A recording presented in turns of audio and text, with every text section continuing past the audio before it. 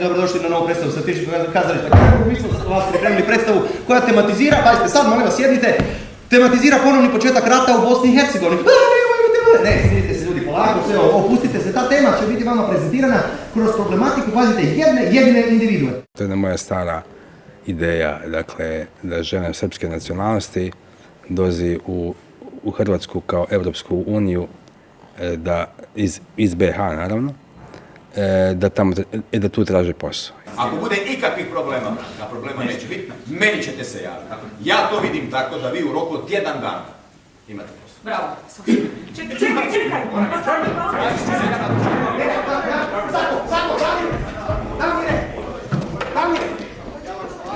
Damire! Šta ti misliš da ja ne znam? Da si bila na burzi i na birovu, a da nisi htjela ništa uzeti, što su ti oni tamo nudili? Šta ti misliš da ja to ne znam? Niz elemenata s kojima se možeš baviti i iz područja drame, ali i iz područja satire, naravno, jer naravno da ironizira i Europsku uniju, i Hrvatsku, i odnos prema BiH i tako dalje, tako dalje. Ova kuća nije zarađena. Nju je izgradila Jugoslavija. Cijela kuća je jugoslavenska, a sve oko nje je Hrvatska. Evo, samo da ti kažem, dobio si unuka. Zove se Vili, ima 20 godina. Evo, puno te pozdravljaju Petra i susjed, kojega ni ne znam. Kratkotrajni boravak obuhvaća vremenski period od 3 do 6 mjeseci, privremeni boravak obuhvaća vremenski period do godine dana, a stalni boravak ne treba posebno objašnjavati, on je sam po sebi jasan. A budući da vi, Branka, nemate status izbjeglice duže od 10 godina, budući da nikad niste radili u Republici Hrvatskoj duže od 5 godina i budući da nemate prijavljenu adresu u Republici Hrvatskoj zaključno s datumom 11. listopadom 1991. ovo treće neće ići. Šta je? Šta kaže?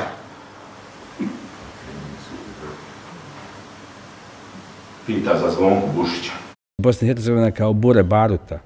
To je naprosto, kako da kažem, tamo sretniš čovjeka na ulici koji ti ispriča, mislim, bitniju priču nego što ti snimiš film o tome. Ne? Mislim, to je naprosto tako. Nema šta sve taj u životu nije radio. Ono što se kaže, rođenu bi majku prodao. Ali još jedan koji kaže, sposoban, hoće pomoći.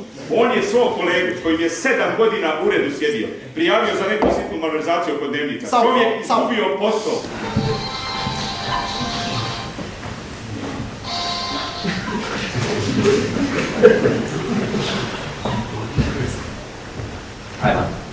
Ima da je mir već ne znam koliko, 20 godina, tamo su stvari postratne i zapravo nisu uopće posložene, tako da sve ovo što mi živimo i ovdje u Hrvatskoj i vjerojatno u široj regiji, zapravo tamo je najviše vidljivo. Na to prokupa kad se počne ono dizati u meni, ne znam kuću s tim, da dođem i da kažem izbjeglice, marš van iz moje zemlje! Sad ili ovaj Branko što je došlo da kaže Branko, raus!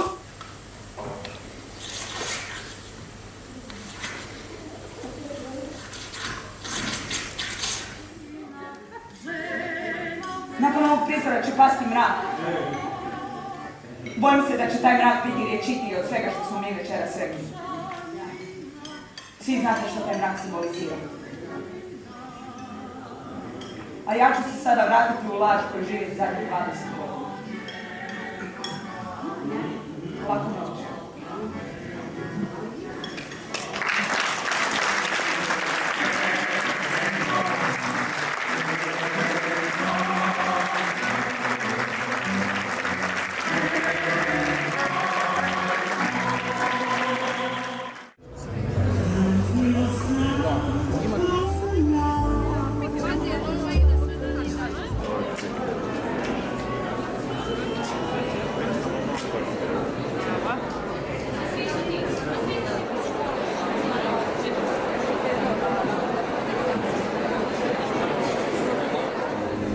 Ne, još uvijek nemamo identificirana tijela.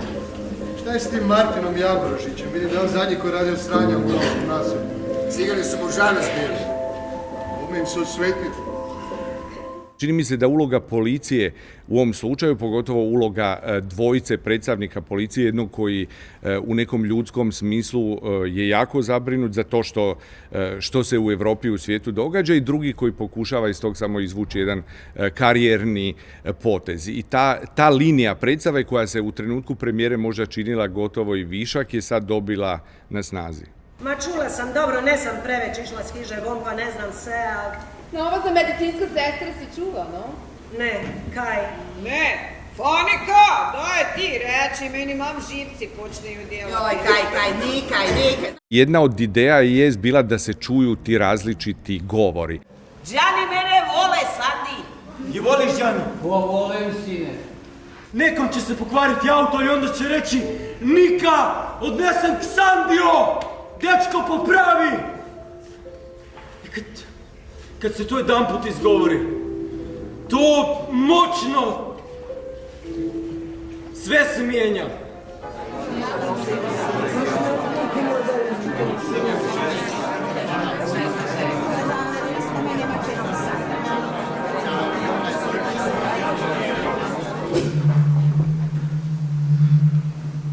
Vojcek, ti si dobar čovjek. Dobar, ali ti nemaš morala.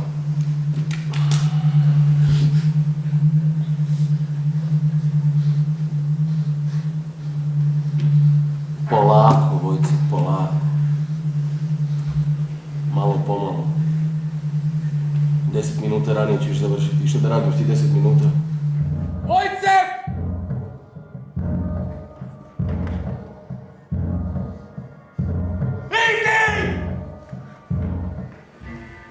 Ono što smo mi promijenili u toj strukturi jest da je ona bila prisiljena na taj izbor i da zapravo upravo to njeno siromaštvo, imanje njenog djeteta i sve ono zbog čega današnja žena često ulazi u nekakve amoralne situacije je bila ta prisula. S druge strane, ovo je i predstava o iskupljenju ženskog roda koja je zapravo ispričana na jednom arhetipskom jeziku.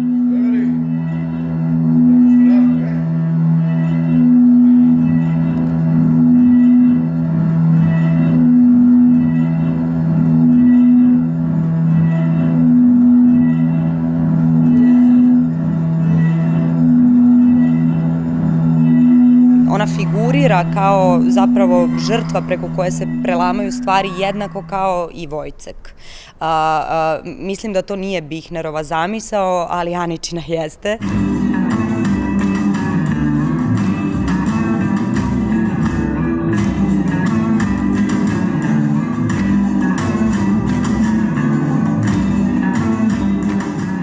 Pišajmo se u križ da bi jedan cigan umro. Amen. Velika inspiracija je zapravo bilo i to arhetipsko kolo, kao nekakvo obilježje Balkana i kao obilježje onoga što zapravo čini ovaj patrijarhat i vidjet ćete zapravo da se kroz komad to prolama kao jedan arhetipski moment naše egzistencije i bivanja i naše autentičnosti, htjeli mi to priznati ili ne.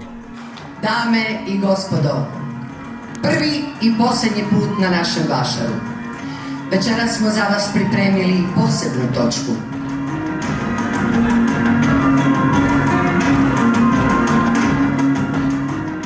Moja gospodo, pogledajte ovog čovjeka.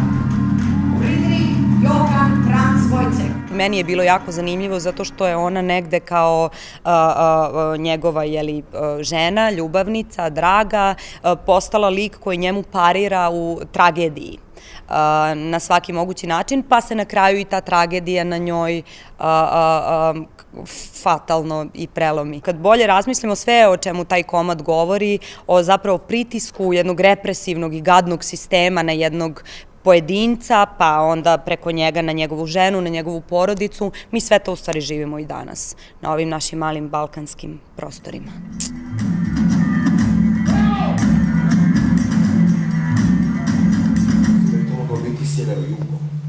Ova uloga je meni zapravo jedan wellness, spa zapravo. Mislim, jako je teška i tu raspadam se, mislim, ubijam osobu koju najviše volim na svijetu, plačem, sav sam.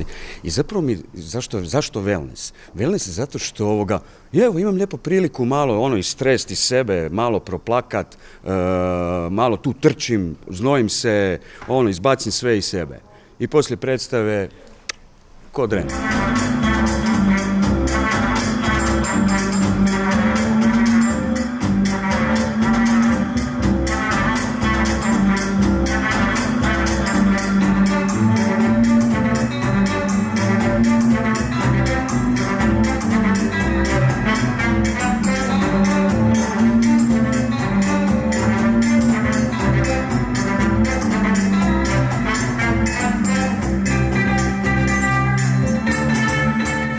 stvarno volim ići pošteno i, kako se kaže, napraviti svoj posao do kraja, najbolje što mogu. Ja mislim da bi to svaki čovjek trebao raditi svoj posao najbolje što može. A imam tu privilegiju i čast da radim posao koji ja volim raditi i koji želim raditi. Za sad.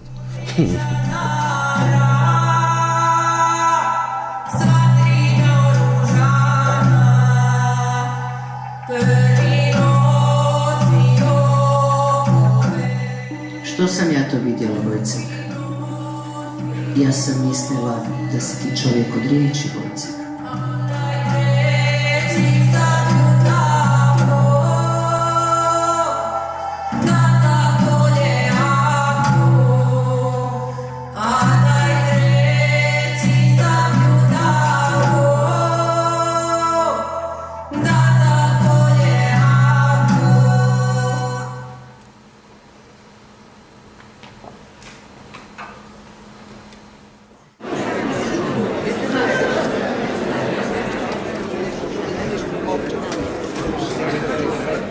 Jelga Bihner, u režiji Aleksandra Popovskog i produkciji Mesnog gledališća Ljubljanskog.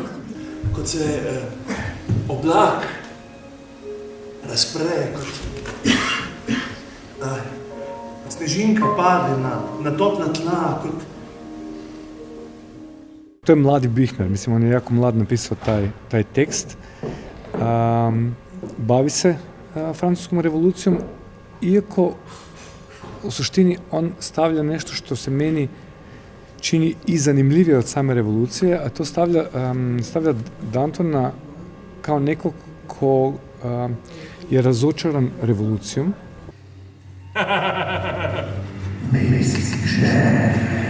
Krvavi Mesija ih je svojom krvjo odrešil. Ja si bom odrešil z njihovo. Danton mora stran. Danton mora stran!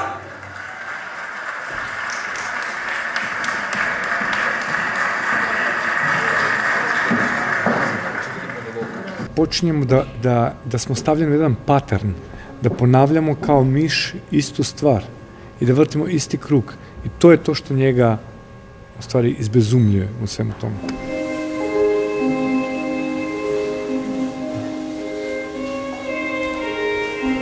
Glumim ovaj lik Dantona koji je revolucionar i prije smrti mislim da smo svi isti, ali da li smo prije bili revolucionari ili nešto drugo, mislim da imamo tada se pojavi neka čustva koje su nam, mislim da svima ista i to je nekakav strah i tako i to mi je bila ova nota koju sam najviše htio da je pokažem.